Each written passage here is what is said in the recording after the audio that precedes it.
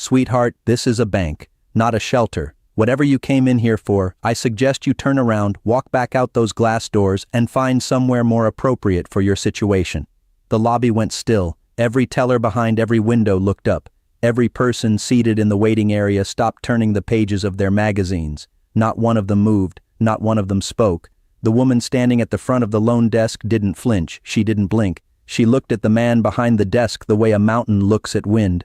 Steady, unmoved, ancient in its patience. She said nothing. She simply reached into the side pocket of her worn coat and placed a single item on the polished surface between them, a small brass key on a chain, the kind of key that opens nothing ordinary. He had no idea who she was. He had no idea what that key meant, but he was about to find out. And when he did, every word he had just spoken would become the most expensive sentence of his entire career.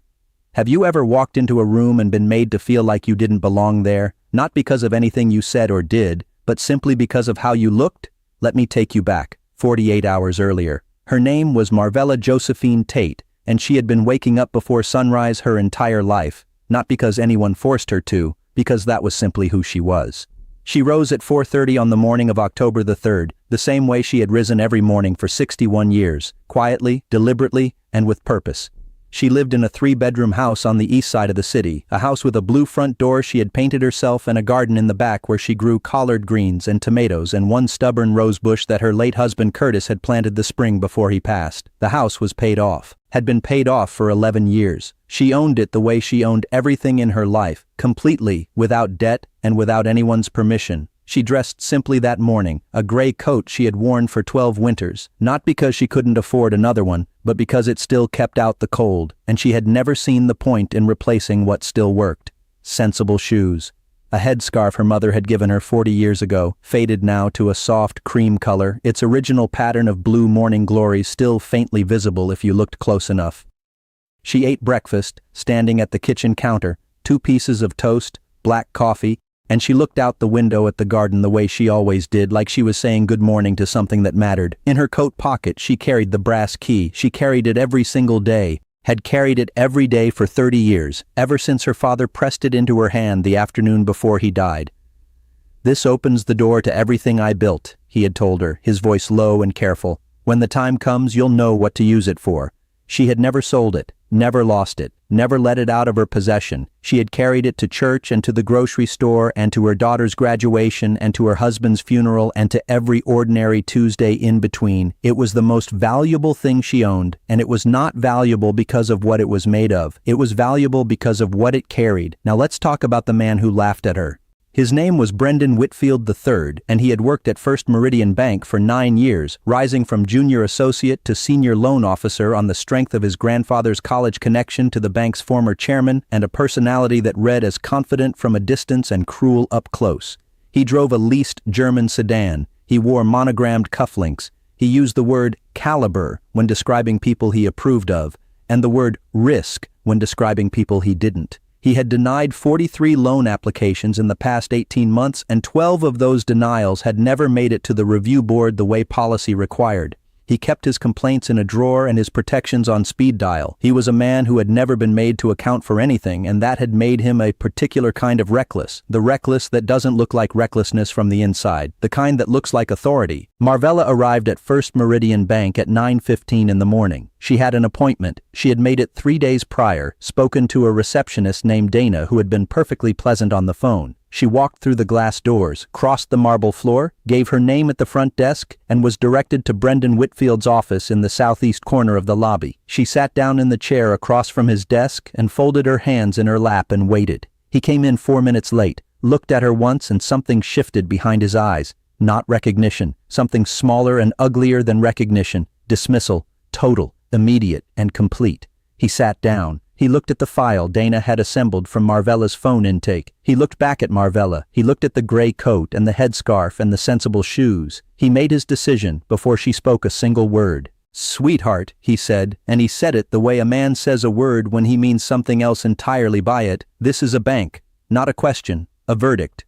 What happened next, Brendan would later describe to investigators as a misunderstanding, but there were 11 people in that lobby, and not one of them would describe it that way. After he told her to find somewhere more appropriate, he slid her file folder across the desk toward her, closed it with one finger and said, "I don't think we're going to be able to help you today."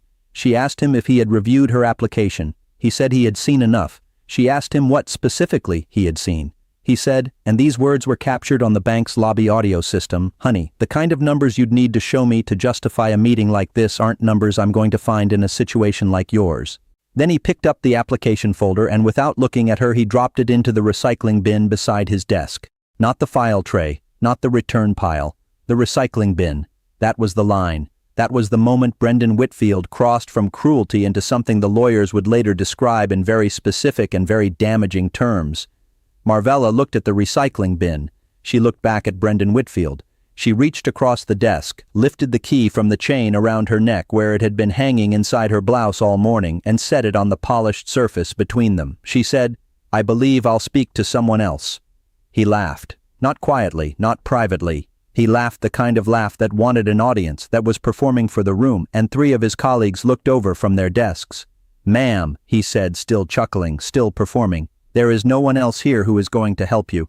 She picked up the key. She stood. She walked out. But what Brendan Whitfield certainly did not know was that 6 blocks away in the offices of Tate Capital Holdings, 4 attorneys were already on their second cup of coffee and had been since 8 in the morning, waiting for exactly this phone call. Let me tell you about Marvella Josephine Tate's father. His name was Elias Robert Tate, and he had been born in 1931 in a county where black men were not permitted to hold business licenses. He shined shoes until he was 19. He drove a delivery truck until he was 26.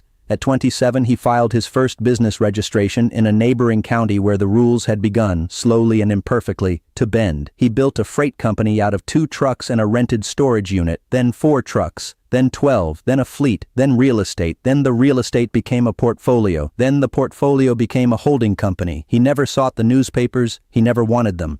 He built quietly, consistently, and without interruption, and by the time he died in 1993, Elias Robert Tate had accumulated assets worth, in today's valuation, $240 million. He left every cent of it to Marvella, not divided, not conditional, to his daughter, who had sat beside him at every meeting since she was 11 years old, not as a child watching but as a student learning, absorbing everything she would one day need. The brass key opened a lockbox in a trust account at a different institution entirely. The lockbox contained documentation going back 40 years, ownership records, holding structures, articles of incorporation, a 40-year paper trail that was, if you knew how to read it, the architecture of one of the most quietly substantial private estates in the state. Marvella had never needed to use it as leverage before.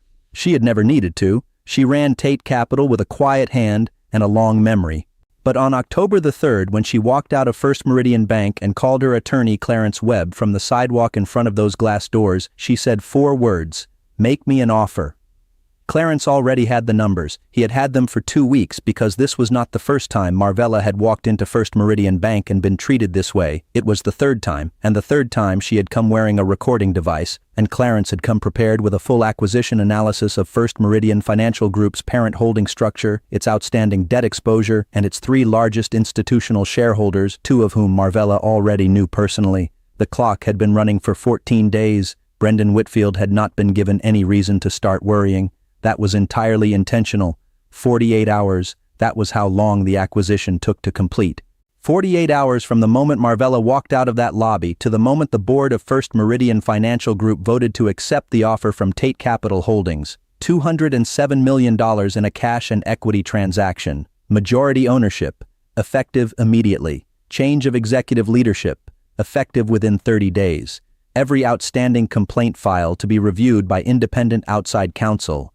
Every denied application flagged for discriminatory pattern to be reopened and reconsidered from the beginning. Every one. On October the 5th, at 9 in the morning, the same time, the same lobby, the same marble floor, Marvella Josephine Tate walked through the glass doors of First Meridian Bank. She was wearing the same gray coat, the same headscarf, the same sensible shoes. She was carrying a leather portfolio that Clarence Webb had prepared overnight, along with a letter signed by the bank's now outgoing board chairman. She was accompanied by 2 attorneys and the new interim CEO, A woman named Dr. Patricia Osei, who had run compliance operations at two of the largest financial institutions in the country and who walked into rooms with the kind of quiet authority that made people instinctively straighten their posture. Brendan Whitfield was at his desk. He saw the group come through the doors. He did not, at first, recognize her. He recognized her when she stopped in front of his desk, placed the leather portfolio on its surface, and said in the same steady voice she had used 48 hours before, "Good morning, Mr. Whitfield. I believe we have some unfinished business?"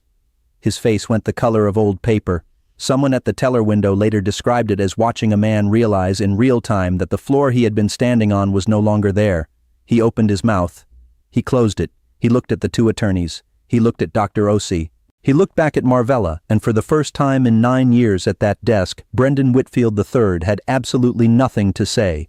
Go back to the moment Marvella sets the brass key on Brendan's desk the first time. Watch his eyes. He treats it like it means nothing, like she means nothing. That key had been in her family for 30 years. It was her father's promise and her own reminder of exactly who she was. He dropped her file in the recycling bin. She bought his building. The portfolio on his desk contained his termination notice, effective immediately. It also contained the preliminary findings of the independent complaint review. 12 denied applications, no board review, a pattern that the council would later describe in their formal report as systematic and deliberate. It contained a copy of the audio recording from October the 3rd.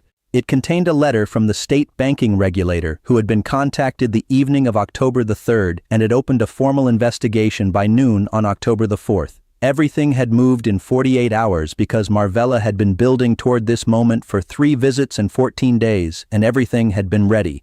He cleaned out his desk that afternoon, not quietly. The lobby was full when it happened, and people watched, and the silence was a very different kind of silence from the one 48 hours before.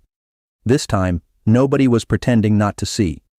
The investigation by the state banking regulator concluded 4 months later with findings of discriminatory lending practice across a 5-year period. First Meridian Financial Group entered into a consent agreement that included the establishment of a $40 million community reinvestment fund directed specifically at the neighborhoods where lending had been disproportionately and demonstrably denied. The fund was named the Elias R. Tate Community Lending Initiative. Every one of the 12 flagged applications was reopened. 9 were approved. The 3 that were not received written explanations, a formal review record, and referrals to alternative programs. That was new policy written into the operating standards of every branch, effective immediately and audited quarterly. Dr. Patricia Osei redesigned the loan intake process from the ground up. Anonymous application review at the first stage. Mandatory independent board review for any denial. A community advisory board with real seats and real votes, chaired in its first year by Marvella herself. She showed up to every meeting. She sat at the head of the table in the same gray coat. Marvella's daughter Camille stood up at the first board meeting of the reconstituted oversight committee and read a statement her mother had written but asked her to deliver. It closed with these words: "My father shined shoes in a county where they told him he had no right to build. He built anyway. He built for me.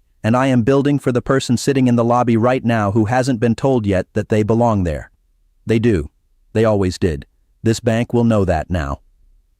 12 months later, on the anniversary of October the 3rd, the lobby of the main branch of First Meridian Bank held a small ceremony.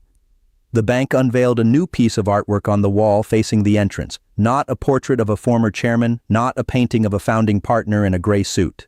It was a painting of Elias Robert Tate, age 27, standing beside his first freight truck on a dirt road in the morning light, his expression not triumphant but certain. Below it, a small brass plaque, the same color as the key. Built with purpose, passed with love, honored here. Marvella sat in the front row. She wore the same gray coat. She held the key in her hand, and she did not cry, and she did not speak. And she looked at her father's face on that wall, the way she looked at the garden every morning, like she was saying good morning to something that had always mattered and always would. If this story settled something in your chest that needed settling, share it. Pass it on, subscribe, and ring the bell so you don't miss what comes next. And tell me, have you ever been dismissed the way Marvella was dismissed, looked right through by someone who had no idea who they were dealing with? Leave that story in the comments. I read them all. Here's what really gets me. It is not the acquisition, not the $40 million in the fund or the consent decree or any of the institutional mechanics of what followed. What gets me is the brass key. Marvella carried that key every single day for 30 years, through grief and through ordinary Tuesdays and through 1,000 moments when she could have stopped carrying it because it was heavy in its own particular way, heavy with memory, heavy with inheritance, heavy with everything her father had built and everything he had trusted her to protect and carry forward. She set it on that desk and Brendan Whitfield looked right past it. He looked right past her.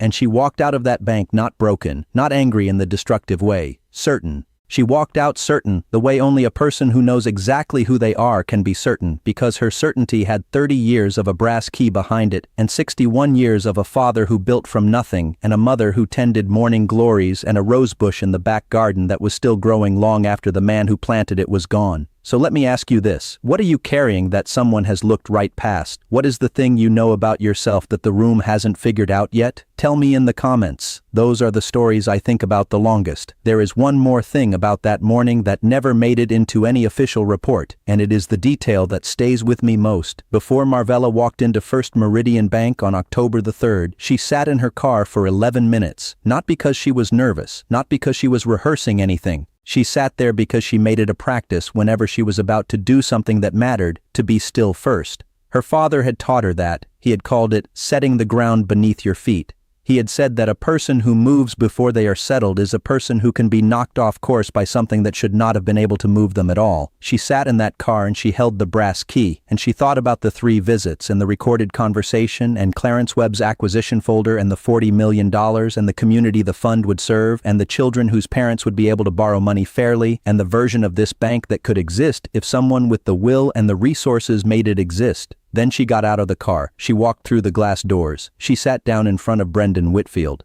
And she let him show her, one final time, exactly who he was and what the institution permitted him to be. She needed that record. She had it. She used it. Every piece of what followed was built on 11 minutes of stillness in a parking lot on a Tuesday morning, and on 30 years of carrying a key, and on 61 years of knowing exactly whose daughter she was.